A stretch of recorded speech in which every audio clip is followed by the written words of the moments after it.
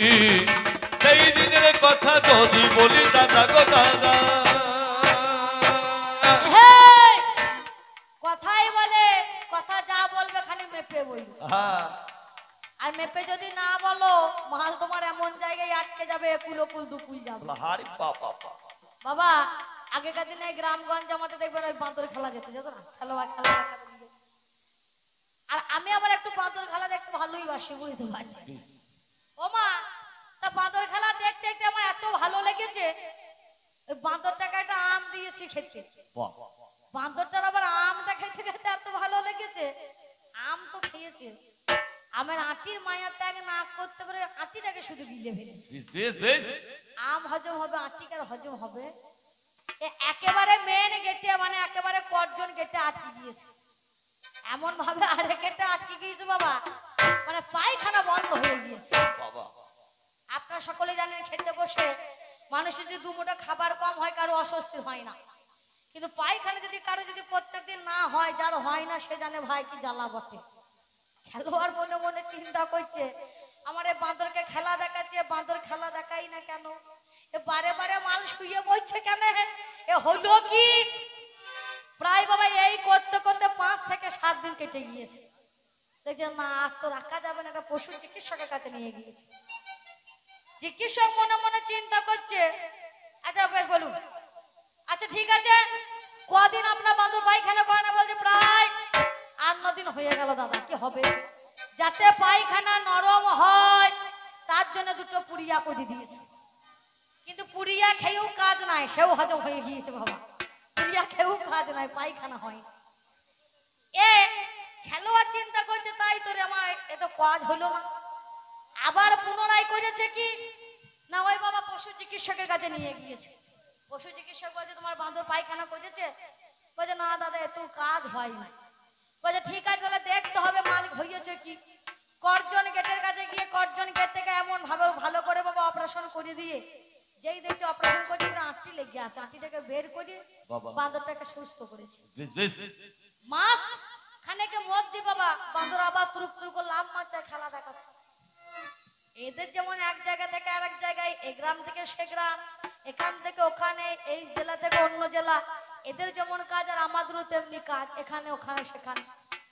তাই বাবা মাসখানেক বাবা পরে বাবা বেশ খেলা দেখাতে আরম্ভ করেছে। আর আমরাও গান করতে যাচ্ছি, রঘুনাথগঞ্জে নেমেছি, বুঝতে পারছি।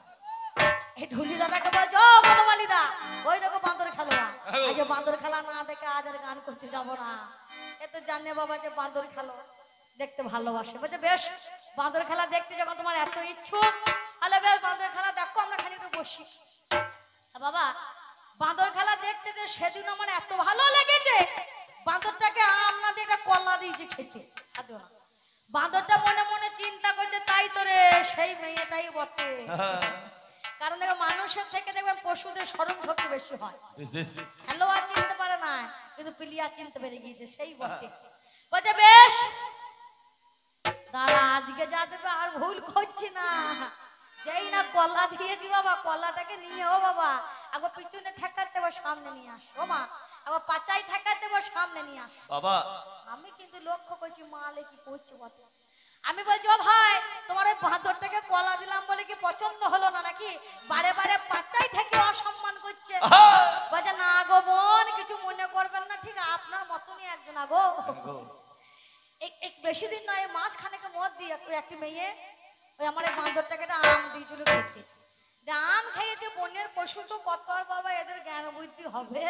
এ করেছে কি আটিটাকে শুধু গিলে ফেলেছে, আম হজম হয়েছে আটি হজম হয় না। তার জন্য ওই করজন গেটটাকে কেটে অপারেশন করে আটি বের করতে হয়েছে। এই কিছুদিনকার ঘা তো এখনো ভালো করে ঘা শুকায় নাই, তাই আমার মনে হয় সেই জন্যই একবার করে পাচাই ঠেকাচ্ছে। আমি বলছি ভাই পাচাই ঠেকানোর কারণটা তো বুঝলাম না। বলছে পাচাই ঠেকিয়ে মাপ দিয়ে দেখছে, মাপ দিয়ে এ মাল যদি বের হয় তাহলে খাবে, আর মাল যদি না বের হয় এ মাল খেয়ে পয় মাল করে লাভ। হে হনু দাদা কথা যা বলবে খানিক ভেবে বলো, খানিক মেপে বলো। মেপে না বললে এ মাল তোমার এমন জায়গায় আটকে যাবে তোমার একুল ওকুল দুকুলি যাবে মাঝখানে হাবুডুবু ছাড়া আর কোনো তোমার গতি তোমার আরে হবে না, গতি তোমার আর হবে না। আমি বলি কথা ষোলো আনা, গতি তোমার আর হবে না, হবে না গো। তবে শোনো কথা বলি বলি ও দিদি না নাই রে না না, ওরে শোনো কথা বলি বলি দিদি না না দিদি না না দিদি না না, শোনো তুমি হাই ও দিদি না নাই রে না না দাদি দিদি না, ওরে নামটি তোমার হলো হনুমান, নাই রে নাই রে নাই রে না, ওরে দাদা ভাই দা বলি ও দিদি না নাই রে না না দাদি দিদি না, লেজের বড়াই করে হনু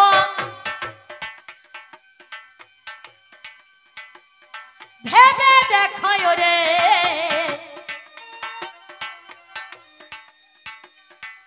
লেজের বড়াই ওই না হনুর লেজের বাবা রেখেছিল গো ভজু তাকে না রামকে লক্ষণকে লেজের মধ্যে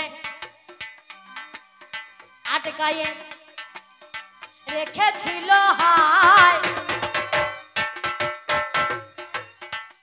লেজের মধ্যে আটকে রেখেছিল বাবা কতক্ষণ রাখতে পেরেছিলে আর সেই না মহিরাবণ বিভীষণের রূপ ধরে চলে এলো তোমার চোখে এমন ধুলো বেঁধে দিল দাদা তুমি না অষ্টসিদ্ধি পুরুষ তুমি না অষ্টসিদ্ধি সাধক অষ্টসিদ্ধি সাধক পুরুষ হয়ে এ তোমার কেমন ভুল হলো লেজের মধ্যে আটকে রেখে দিলে আর মহিরাবণ বিভীষণের রূপ ধরে এসে রামে কে আর হনুমান কি বলি অন্তরে রে লক্ষণকে সাথে নিয়ে চলে গেল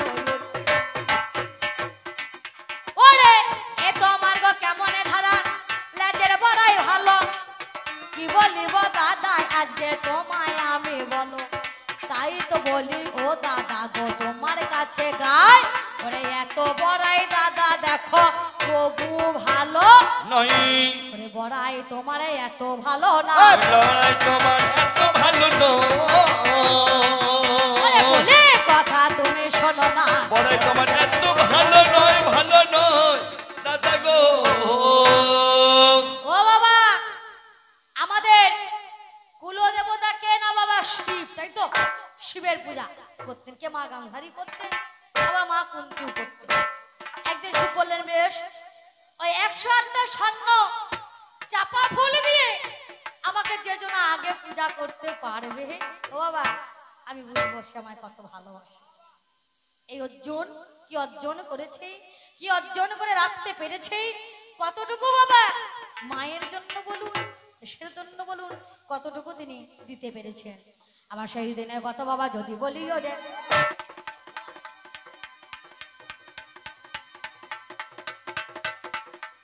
এই না কথাই আমারে বলেছে অন্তরে রাজাকে না বাবা দুর্যোধন এ তো বাবা চারিদিকে যত স্বর্ণকার আছে যত সোনার দোকানি আছে সকলের কাছে মাল অর্ডার দিয়ে দিয়েছে 108টা স্বর্ণ চাপা আমার মায়ের জন্য করে দিয়ে আমাকে দিতে হবে কালকে মধ্যেই যে আমি পূজা করবো শিবে মায় আমার কুন্তি দেখো কি কর্ম করিল দুঃখের সহিত আমার কাছে মা জননী আমায় বলে হে অর্জুন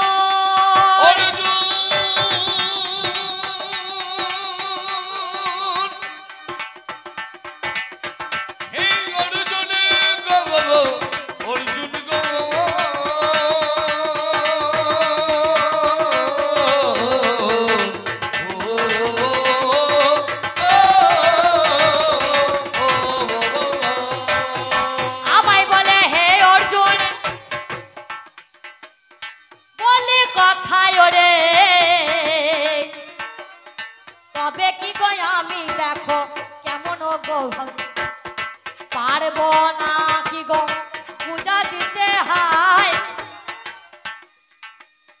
কোথায় পাবো 108টা স্বর্ণ চাপা তাই কোথায় পাবো? কারণ বাবা এই দুর্যোধনের হাতে এখন রাজার ভার, এ তো সর্বদাই সর্ব জায়গায় জায়গায় যত স্বর্ণকার আছে প্রত্যেকটা দোকানে দোকানে প্রত্যেকটা জায়গাতে অর্ডার দিয়ে দিয়েছে। তবে কি আমি পারবো না? ওরে মায়ের জন্য সেদিন এতে কি কর্ম করিলাম, ওরে কুবেরের ধন ভান্ডারে আছে যে উঠিলাম, কি আমি করেছিলাম জানে না মহাশয়। ওই কুবেরের ধন ভান্ডার জানেন গো নিশ্চয়, যেই না বানে আমি মেরে দিলাম ওরে ওই কুবেরের ধন ভান্ডারে ওরে ঝরঝর করে পড়ে বাবা 100 চাপা জানি, ওরে স্বর্ণ চাপা বাবা পড়ে গেল, মানে সেদিনে স্বর্ণ চাপা পড়ে গেল ভাই। ওরে ওরে দুর্যোধনের আগে আমি অর্জুন মাকে দিয়েছিলাম।